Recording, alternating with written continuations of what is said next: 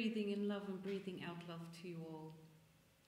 What came to me today with healing from an arc was that when you write a gratitude journal, which I have started again after, and you write 5 things that you love about the day, you will contemplate and see that the narc has nothing to do with these 5 things that you are really grateful for. You will not write down, I like to be together with the narc because he confuses me. I like to be together with the narc because he brings me great gifts. I like to be together with the narc because he decides what I want to eat. I want to be grateful for the narc for his extreme opinions against me. I want to be grateful for the narc for suffocating me. You won't write not much.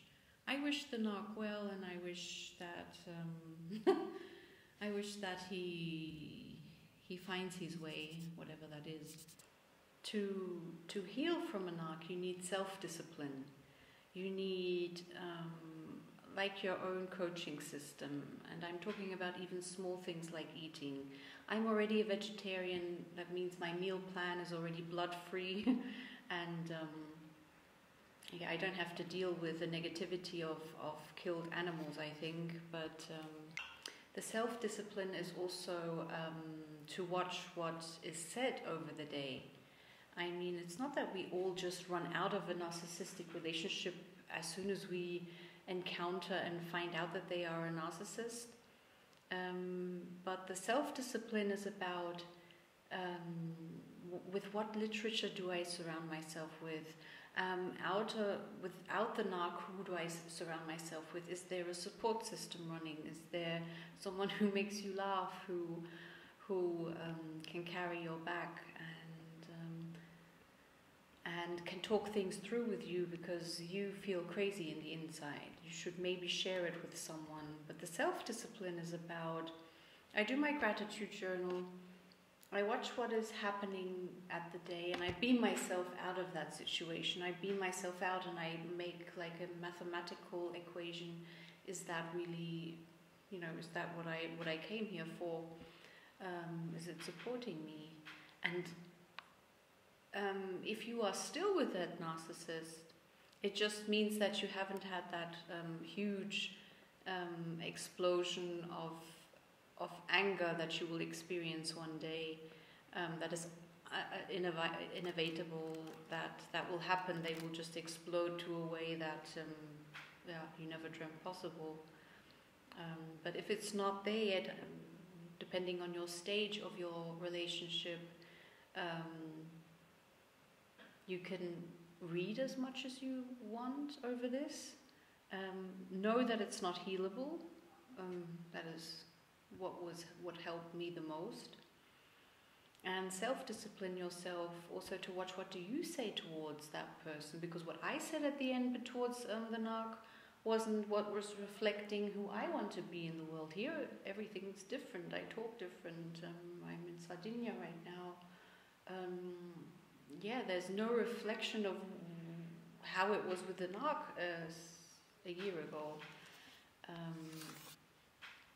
You become the worst version of yourself, and you even know it, but you are in love with a false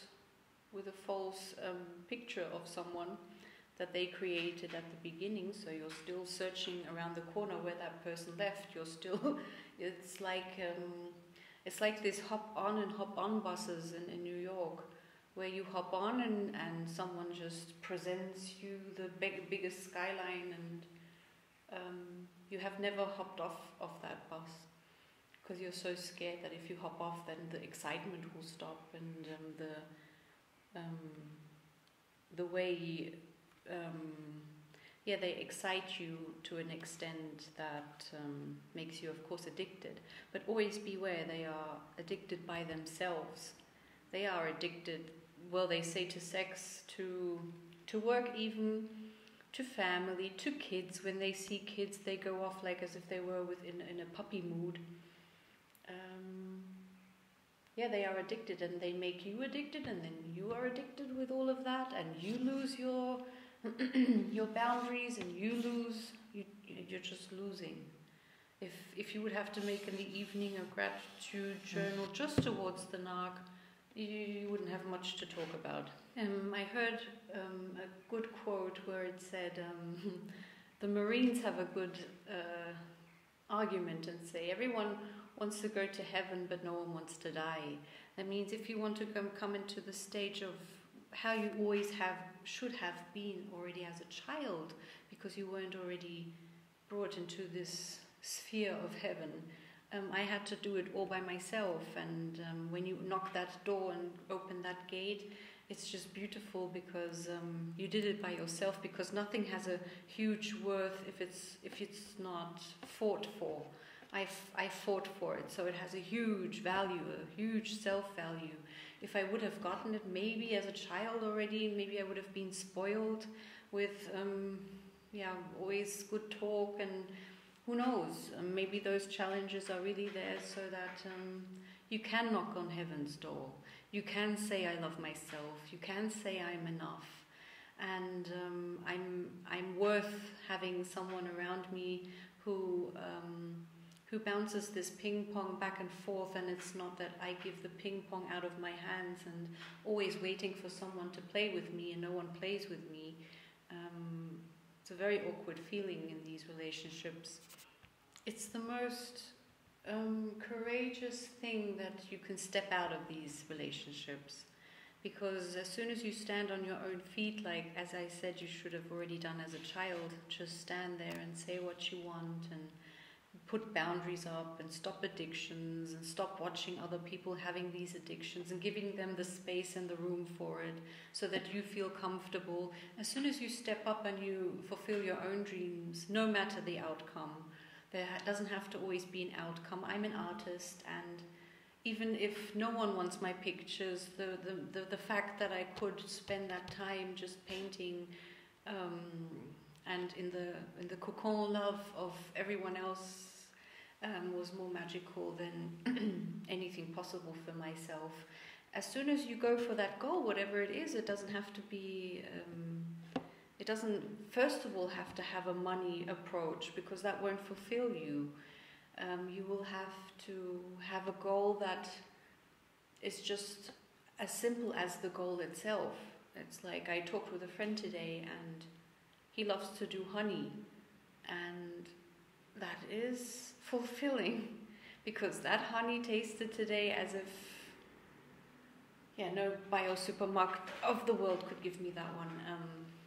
And the smile he put into that honey made my day today, and I can make someone smile through my pictures. And you have a goal, you have a mission, and if you don't go for that one, if you don't grab it, you will always stay. If I can compare it, it's really like being in a mouse wheel. You know, you have no idea that you can, even though it's spinning, you can hop off. That is like the hop on and hop off buses in every city. You can hop off of those negative feelings. The narc at the beginning of your relationship already found out that you had this childhood, and you're not so eager to challenge yourself or to do things and grab things by the horn by yourself. That's why they came in. It's like they overtake it, and somehow you're happy that they do. You're a bit frustrated in their behaviors and how they word things towards you. Yeah, but you're frustrated, but you don't do anything against it. It's like a whole normal role play every Sunday, every time you have off. If I think about it, it was really like a venue, like a loop. Like no one was listening to the other. I don't know either which need I could have satisfied in him. I don't know which need.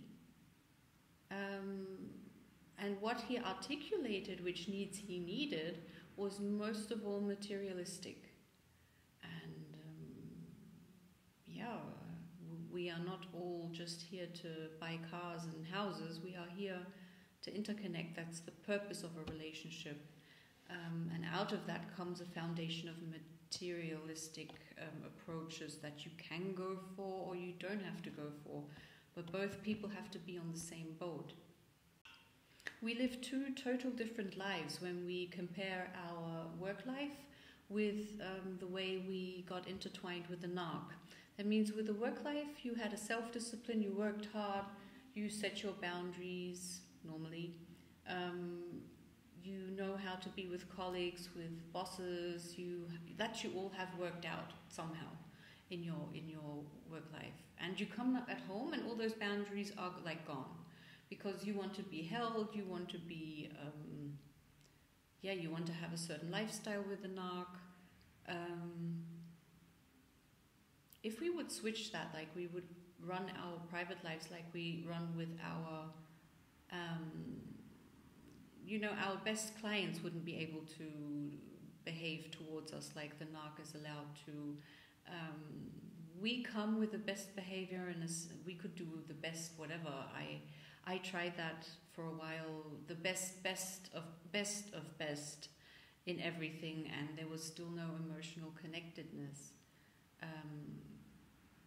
We can do this hard stuff at work, and then we come at home, and then we don't do the analyzation of if we see the Narc as a colleague, not as a boyfriend, we would see him as a colleague on the same boat with us. We would be running a yacht down in Portofino, and that person is always in charge, even though maybe your title is the manager. They wouldn't even care. They even think you're stupid. They think you are stupid, and they do it on purpose. They do on purpose to undermine you. You could be the manager in charge, and you would have him as an employee, and he would still do it the way he thinks. We should see our relationship sometimes more objectively, like in a workplace. There are orders coming in, and how do they come in? How are they handled? How were they said to you?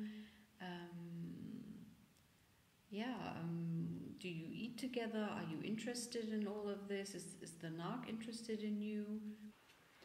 The other thing that struck me today when I was thinking about it, why I left, it was that I was already alone. I was already alone, although I was on a boat with someone else. And I didn't have the feeling that if I give the power to a captain, which the narcissist wants, is leading me in a double opinion mission to a certain place, to another place in life, a happy place. And this happy place I could do by myself, but I couldn't do it on the ship with the Narc. And that confused me quite a lot, because if I can do it alone, and I think I can really take someone's hand and show that happiness, and that person just has this goal in mind and not asking himself how he gets to that goal.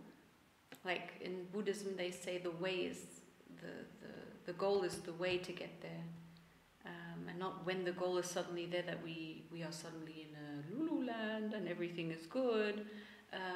No, it's the way to get there. I'm still living right now. I don't need future goals. I'm living right now, and the Narc normally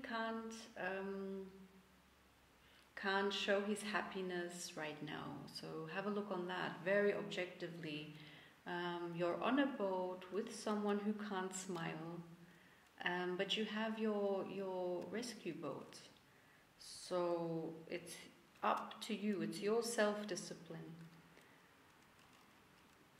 to either put that rescue boat down and really sail away from it, from the boat that's heading to a really unhappy place, and get off the next shore and tell everyone on that shore that what had just happened to you, that you got off a real freaky pirate ship and you're trying to orientate new, and I bet 10 new doors will open up.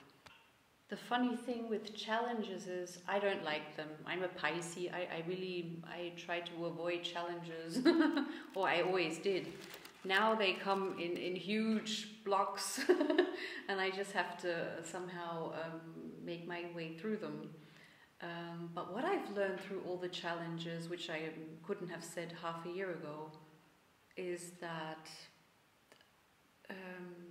they make your life, it's awkward, but they make your life interesting because they push me into a corner and I have to deal with myself. I have to see, what do I want to eat, how do I want to sleep, how do I want to date, how do I want to do all these things, without the blabber in the head of, without the blabber of the narcissist around me. I have to come up with all these decisions. I'm back in my position to decide, and the only thing I don't get is why, of course, already as a child in kindergarten, we all dream of this knight in shining armor coming along, and then suddenly they do come along. But is it really genuine? Is it really the feeling of you both met somewhere and it was love at first sight, and you just somehow intertwine, really sweet? It's so. Haven't you noticed that everything they do is either totally planned, like totally thoroughly PowerPoint presented, or it's totally impulsive? Like, he sometimes had days where he would just suddenly talk about marriage, or suddenly talk about children, and as if he saw something and then we had to talk about it. And then on the other hand, it was so thoroughly planned that once he said, no, in 2 or 3 years, then in that, and then we do it like this way, and then that year came along, and there is just a nice rule. If someone around you tears you more down than as if you were in the room by yourself, why do we invite that person every evening back? What is wrong? What is the wrongness of this? I mean, the energy that is wasted, the life days that are wasted, the finding out how strong you can be through the challenge of really leaving. To heal is the willingness to suffer. The thing is, in your relationship right now, you are already suffering, and you know that if you leave that one, you will suffer, of course, much, much more. But just remember, how long do you suffer? No storm stays the same, the length that you think. Every storm dissolves somehow. Every pain dissolves one day. And the same is with the narc. You are suffering right now, willingly, for years on end, like I did too, and are scared of the suffering to come. And the good and bad news is that one day you will have to do it. Either they discard you, they come up with such bullshit that you have to leave. They come up with this huge, I don't know, I think it's called grand finale, where there is no respect anymore in words and in action. If you want to wait till then, like we all did, it's of course up to you. If I would have already had that whole knowledge, I had it unfortunately only at the end, when he made a comment on grandiosity, that I even looked up narcissists. I had no idea that was a whole psychological thing running in the whole society, and he happened to be one of them. That doesn't matter. You will do self-healing either when they discard you or you have already objectively weighed back and forth what kind of behavior is normal in daily life, or you can wait till then. It will be double as hard if the other one discards you, because you will fall emotionally even deeper, because you're like, yeah, but I gave everything to him. And if your goals are the same, if you want the same things, which I think you don't, if we would really talk, you don't have the same goals, and sometimes they fake those goals with you. They say, yeah, I want to become this. Mine wanted to become a spiritual person with me, and said that we would make it in a certain year, and we would travel the world and see spiritual places, and at the end it all just got crazy, and and now you can laugh about it, when you're out of the whole game, but you have to put yourself out of that game. And the only one, like an anonymous alcoholic, you're the only one who can do it. You're the only one who can pack those bags. You're the only one who has to fight that suffering, who has to say, I'm going to go through the hellishest place I can be just to get a certain normality, and with the hope that there you can have hope. If you really go off that boat, you still have hope that some things will change. Staying and sticking, you're just waiting for your own discard. You're just waiting until that person loses it in so many ways that it's frightening. Of course, I should have done videos when I was at the worst, but I didn't have the strength to do so, and I was more taking things in and reading and making clarity of it. But for me, the healing process is afterwards. I can only tell you from now that the biggest challenges in your life will make you the most strongest woman ever, because when you've gone through, it's like a marathon, it's like an emotional marathon. When you've gone through that, and you are very lightly breathing on the other side, and none of your fears got true, you can really breathe deep and contemplate on everything that has happened to you and heal it, and give yourself the time to heal. You will never, ever have that time if you stay in that relationship. They know how to occupy your time with kids, appointments, how they speak with you about your life, that you have the feeling if you take now time for yourself. He took time for himself all the time, twice a year. He took time for himself, went to meditation camps. Yeah, really interesting. Never meditated an hour, maybe 2, but went to meditation camps because it was so uplifting for the soul. The healing